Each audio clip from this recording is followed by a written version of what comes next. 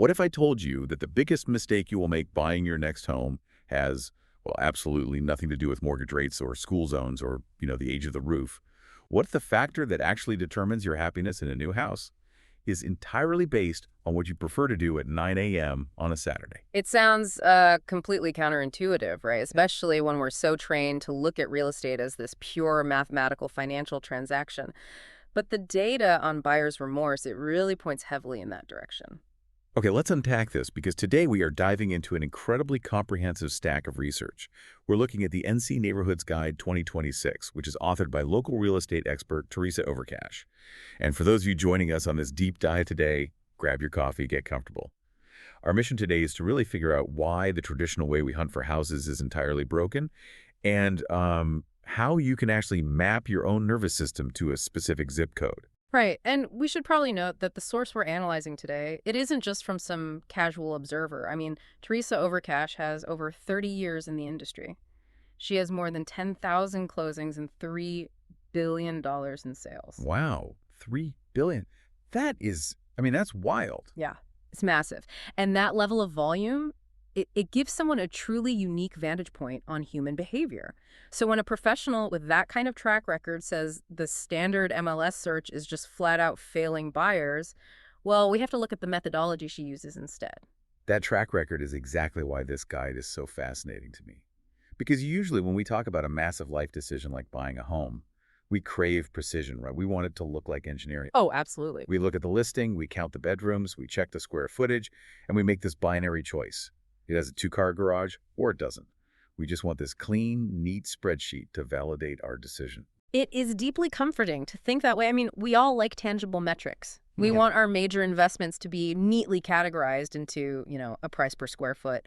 The problem is you aren't just buying drywall and hardwood floors. Right. You are purchasing a behavioral geography. You're basically buying the environment that will actively dictate your daily habits from the moment you wake up. Which means that neat little spreadsheet is entirely useless the second you actually move in and start living there. So I want to pose this directly to you, the listener. If you are relocating to a massive, diverse region like North Carolina tomorrow, and we're talking a footprint spanning 39 distinct neighborhoods across the Triad, Wilkes County, the Yadkin Valley, and the High Country, how would you figure out where you actually belong? Well, the guide tackles this exact problem by essentially forcing the buyer to stop looking at houses altogether and start looking in the mirror. I love that. Yeah, so before you look at a single price tag or, architectural style, Teresa Overcash uses this tool called the Buyer Success System. And at its core is a free 10-question, 6-minute lifestyle match assessment. Right, so instead of asking if you want a colonial or a ranch, it ranks your neighborhood fit across 6 very specific lifestyle dimensions, which are Saturday mornings, commutes, noise, space, people, and budget. Yeah. But I want to pause on Saturday mornings because it's a brilliant concept, but I have to challenge this a bit. Okay, go for it. It feels a little bit like a dating app for neighborhoods, right? Yeah. Like you're just swiping right on a vibe. Is it really possible to quantify something as entirely subjective as a Saturday morning preference into a mathematical geographic fit score? What's fascinating here is exactly how this assessment translates those subjective feelings into tangible geographic coordinates. I mean, Saturday morning might sound like just a vibe, but in behavioral terms, it represents your unstructured time. Oh, that makes sense. Right, so the assessment asks specific questions to reveal your default state. Do you want to walk out your front door and immediately integrate into a bustling coffee shop? Or do you want to drink coffee on a back porch where you literally can't see a single neighbor?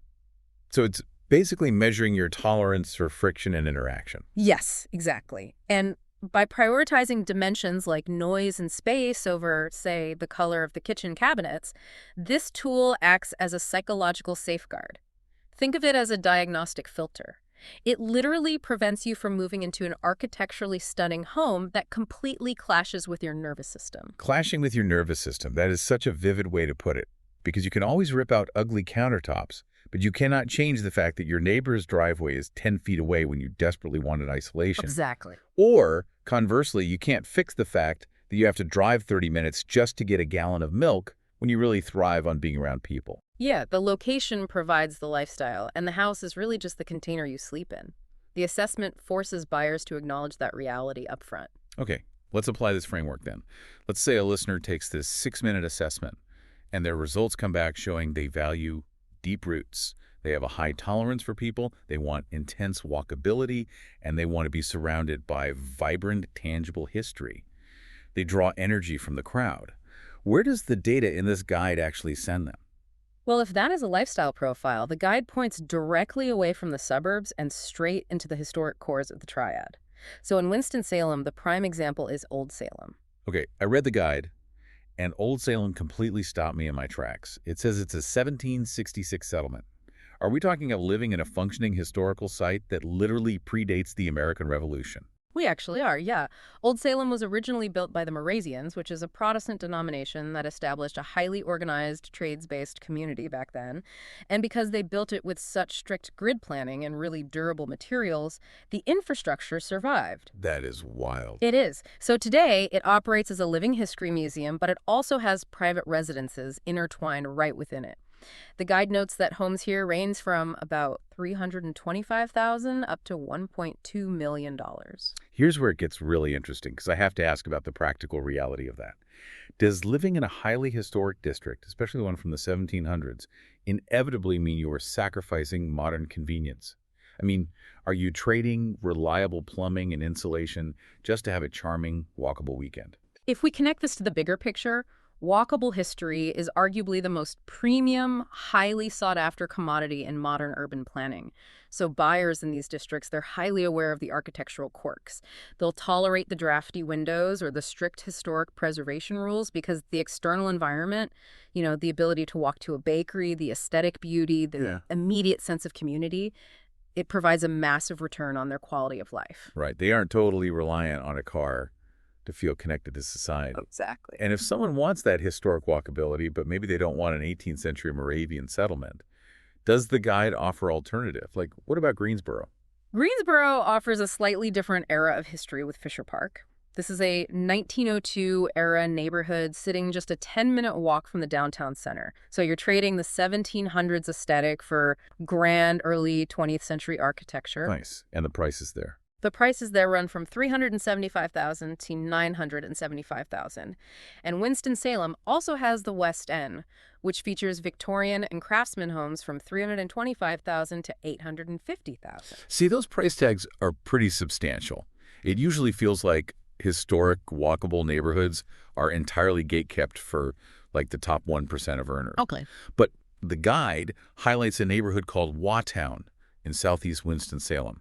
It's a historic National Register district with Nissan Wagon Works heritage. It's walkable to Salem Lake, and the price range is $95,000 to $325,000. Yeah. How does a historic district even exist at that price point? That is a really crucial insight into how microeconomies work within a single city. Waughtown has blue-collar industrial roots. The Nissan Wagon Works was a massive manufacturing hub in the 19th and early 20th centuries, so the housing built around it was designed for workers, meaning smaller footprints and simpler bungalows compared to, say, the sprawling estates of Fisher Park. Which totally proves that deep community roots and historic preservation aren't just luxury concepts. They're accessible mechanisms for community building across completely different economic realities. Exactly. The underlying desire for walkability and history exists at every budget level. The guide effectively uses Walktown to show that if your lifestyle match requires historic charm, you don't need $1 million to achieve it. You just need to know which pocket of the region aligns with your budget. That is so cool. Okay, let's transition to the complete opposite end of the spectrum. What if our listener takes the assessment and their nervous system requires a massive buffer zone from humanity just to recharge? Right. Putting them in a dense historic grid like Old Salem would be a recipe for a total breakdown. So they want a low score on noise, they want space, and they want structured, predictable amenities. How does the guide solve for the buyer who essentially needs geographic insulation? Then the search pivots completely away from the urban core. The guide introduces the luxury, lakes, and master-planned enclaves. So in Winston-Salem, the ultimate example of this is Renolda. We are looking at luxury estates built around the historic 1917 R.J. Reynolds property, which is a 170-acre estate. It basically sits at the gateway to Wake Forest University, with prices from $350,000 all the way up to $2.5 million and beyond. Oh, wow. So it's essentially a private forested kingdom right within the city limit. It really is. It provides massive geographic insulation, and Greensboro has its own equivalents. There is Irving Park, which the guide labels as the city's premier luxury neighborhood with mature estate lots, also reaching up to $2.5 million. And then there is Sedgefield, which is anchored entirely by the Donald Ross Golf Course, which is the actual venue for the PGA's Wyndham Championship. Okay, I am going to push back on these types of communities a little bit. When a neighborhood is this heavily master planned, whether it's built around a 170-acre tobacco estate or a championship golf course, doesn't the social life feel a bit, I don't know, sterile? Like stepping onto a movie set. I just struggle to see how a community culture develops organically when literally every blade of grass is governed by an HOA or a country club board. That critique is super common, but it really misunderstands the mechanism of why buyers choose these areas in the first place. It is a lot like buying a ticket to an all-inclusive resort versus going on a backpacking trip. In places like Sedgefield or Irving Park, buyers are actually paying a premium to actively outsource the friction of daily life. Oh, I see. So they don't want organic, spontaneous growth. They want a guarantee. Exactly the opposite of the downtown dweller. They want predictable tranquility. They are very often coming from high-stress careers, and their ideal Saturday morning requires zero mental load. The recreation, the aesthetic standards, the social circles, it is all pre-rendered for them. And for a buyer who wants that predictability, but maybe without the $2 million price tag, the guide mentions Adams Farm in Greensboro. It has a 17-acre lake, over 20 sub-neighborhoods, and a really accessible entry point of $225,000 to $625,000. So it offers that same all-inclusive resort mechanism, just on a different scale. Yes, it satisfies those space and noise metrics perfectly. You have a built-in community network and immediate access to nature, all while remaining insulated from the chaos of urban density. So we have covered the urban walkers and the master-planned resort lifestyles. But the region in this guide is massive. What if a listener takes the assessment and realizes they don't want a historic bungalow, and they certainly don't want a perfectly manicured golf course estate? Like, they want a lifestyle match that is completely outside the traditional suburban box. This is where the geographic diversity of the 39 Neighborhood Guide really shines. It moves outward to Wilkes County and the high country, basically catering to the absolute wildcards. The extremes. Yeah. Okay, let's look at Wilkes County. The guide details North Wilkesboro, where you can find a 1920s bungalow in a walkable Main Street district right on the Yadkin River for between $140,000 and $350,000. And the defining lifestyle feature, you're literally 5 minutes away from the NASCAR Speedway. The cultural contrasts between a historic wagon works district, a PGA golf course, and a NASCAR speedway all within one regional guide is just striking. And if motorsports aren't the right fit, the guide moves just a bit further out in Wilkes County to Elkin. Right, the Yadkin Valley wine country. Yes. Elkin offers a completely different rhythm. You have 5 wineries within 15 minutes, a dedicated city school district, and you are 20 minutes from Merlefest, which is this massive Americana music festival. Homes there range from $175,000 to $450,000. So what does this all mean? The fact that a single buyer's guide contains the option to sip wine at a vineyard or hear NASCAR engines from your front porch, it just shows how fragmented and specific our lifestyle choices have become. And we haven't even touched the mountains yet. Right. The high country section represents a total shift in geography and elevation. The guide brings us to places like Valley Crucis, which is North Carolina's first rural historic district. It sits in a protected valley on the Watauga River, and it's home to the original Mass General Store. Prices there start at $395,000 and climb well past $1.8 million. And it goes even higher. The guide features Beach Mountain Village, sitting at 5,506 feet in elevation. It is the highest incorporated town east of the Mississippi River. You have slopeside ski access. The prices there go up to $2.5 million. And in nearby Banner Elk Village, estates are reaching up to $4.5 million. Which is an incredible premium for mountain luxury. I have to play devil's advocate here, though. When we look at a $4.5 million estate in Banner Elk, or, ski-in, ski-out homes at 5,500 feet, are these strictly secondary vacation homes for the ultra-wealthy? Or Is something else happening here?